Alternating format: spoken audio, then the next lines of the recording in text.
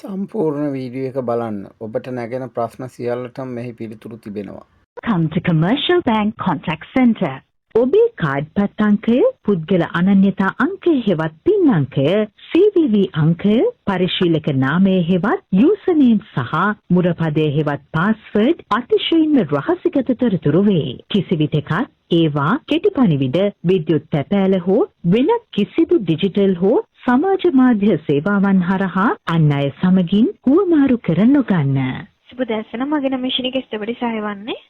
සුබ උදෑසන මිස් මට දැනගන්න ඕන මම ළමයි Apple phone ගන්න ලෝන් එකක් දෙන කතාවක්. ඇත්තක් මේක? ඔව් ඔබතුමා ඒ සම්බන්ධව විස්තරනේ දැනගන්න අවශ්‍ය වෙන්නේ. ඔව් මිස් ඔව්. හරි මම අදාළ අංශ යොමු කරලා දෙන්න සුළු මොහොතක් රැඳී සිටින්න මහත්මයා. හරි මිස්. සුබ දැසන මගේ නම මංග කෙසේද ඔබට සහාය වන්නේ? සුබ උදෑසනක් මිස් මට දැනගන්න ඕන මේ ඔයාලා Apple phone ගෙවන්න දෙනවා කියලා මේ ඇත්තක් මේක? ඔව්. iPhone device ගන්න පුළුවන් ලෝන් එකක් විදියට වාරික වගේ ගෙවාගෙන යන විදියට iPhone 13 එකේ ඉඳලා තමයි මහත්මයා මේ ගෙවීමේ ක්‍රමයට අපි දීලා තියෙන්නේ ලෝන් එක. එතකොට Zenix ආයතනය හරහා තමයි ඒ කියන්නේ iPhone දෙන්නේ Zenix ආයතනයත් එක්ක එකතු වෙලා. ඔකට මහත්මයා මුලින්ම කරන්න තියෙන Zenix ආයතනයට ගිහිල්ලා හරි නැත්නම් යාළුවගේ වෙබ්සයිට් එකෙන් හරි යාළුවට කතා කරලා හරි PDF එකක් විදියට හරි අර ෆෝන් එකට යන ප්‍රයිස් එක තියෙනවනේ මුදල ඒක ලොකේෂන් එකක් ඉල්ල ගන්න ඕන ඉන්වොයිස් එකක් වගේ. ඒක ඉල්ලගෙන ළඟම තියෙන කමර්ෂල් බ්‍රාන්ච් එකට ඇවිල්ලා මහත්මයාගේ සාමාන්‍යයෙන් අපි බලනවා මාසික ආදායම සැලරි එක වගේ අවම වශයෙන් 75000ක් තියෙන්න ඕන. මාස 3ක වැටුප් වාර්තා හරි බැංකු වාර්තා ගන්නවා. දැන් රැකියාවක් කරනවා නම් රැකියාව කරන තැන කන්ෆර්මේෂන් ලෙටර් එකක් තහවුරු කරලා ගන්නවා. ඒ ටික ඉදිරිපත් කරලා මහත්මයාට සාමාන්‍ය වැඩ කරන දවස් 3ක් ඇතුළත iPhone එක ගන්න පුළුවන් වාරික 18කට හරි වාරික 12කට හරි ගෙවාගෙන යන විදියට මාසෙට වාරිකේ. අපකරු ඕනද? අපකරු අවශ්‍ය නැහැ. Zenix ආයතනයත් එක්ක කතා කරන්න පුළුවන් iPhone 13 එකේ ඉඳලා උඩට තමයි තියෙන්නේ. එහෙම තියෙනවා මහත්මයා මේ ලෝන් ෆැසිලිටි එකක් තියෙනවා iPhone device ගන්න පුළුවන්. ඒකට ඉතින් අර process එක කරනවා මම කියපු documents අවශ්‍ය වෙනවා සාමාන්‍යයෙන්.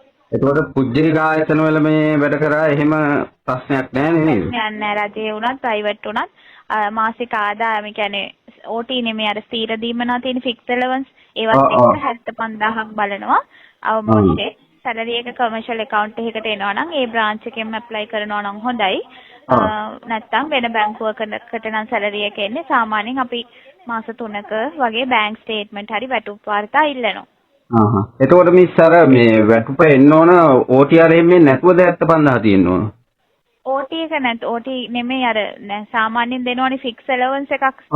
ඊට දීමනාවක් දෙන ඒවා ප්‍රශ්නයක් නැහැ. OT නැතුව අවමෝෂයෙන් 75000ක් බලනවා. ඊට අඩුව තිබ්බොත් දෙන්නේ නැහැ නේ. ඒ කියන්නේ ගෙවීමේ හැකියාව මත තමයි බ්‍රාන්ච් මැනේජර් තමයි අප්‍රූව් කරන්නේ. ඒ සම්බන්ධව බ්‍රාන්ච් මැනේජර්ත් එක්ක කතා කරලා බලන්න පුළුවන්. හරි මිස් හරි. දැන්වත් කරාට ගොඩක් ස්තුතියි. හරි මිස් හරි.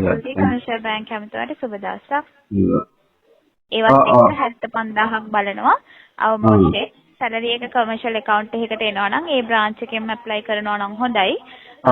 නැත්තම් වෙන බැංකුවකට නම් සැලරි එක එන්නේ සාමාන්‍යයෙන් අපි මාස 3ක වගේ බැංක් ස්ටේට්මන්ට් හරි වැටුප් වාර්තා ඉල්ලනවා. එතකොට මිස් අර මේ වැටුප එන්න ඕන OTR එකෙන් නැතුවද 75000 තියෙන්න ඕන? OT එක නැත් OT නෙමෙයි අර සාමාන්‍යයෙන් දෙනවනේ ෆික්ස් allowance එකක්. ඊට දීමනාවක් දෙන ඒවා ප්‍රශ්නයක් නැහැ. OT නැතුව අවමෝෂයෙන් 75000ක් බලනවා.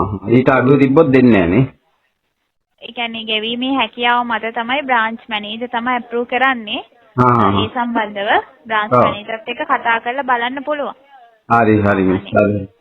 දැන්වත් කරාට ගොඩක් ස්තුතියි. හරි මිස් හරි. කමර්ෂල් බැංක් කැමතුවට සුබ දවසක්.